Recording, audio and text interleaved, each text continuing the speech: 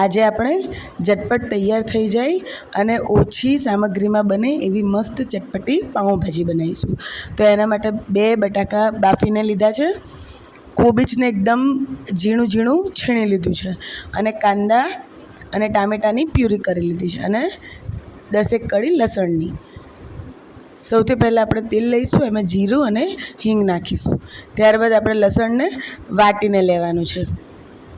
લસણ થોડું થાય એટલે તેમાં ટામેટાં અને કાંદાની ગ્રેવી એડ કરી અને એમાં આપણે બધા આપણા રેગ્યુલર મસાલા કરી લઈશું, લાલ મરચું, હળદર અને આ પાઉંભાજીનો મસાલો.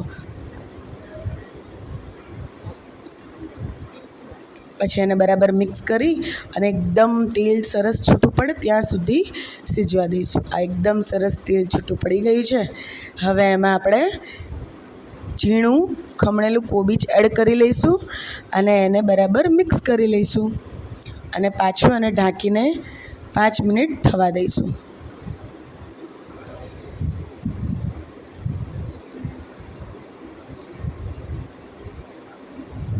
બરાબર થઈ ગયું છે.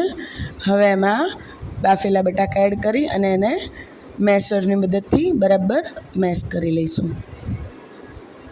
બધું એક સરખું થઈ જાય.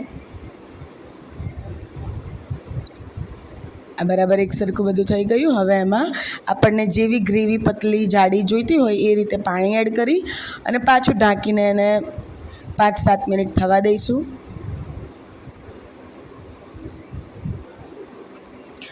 આ જુઓ, સરસ એકદમ ભાજી તૈયાર થઈ ગઈ છે.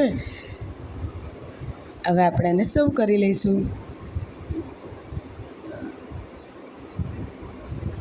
Thank you for watching.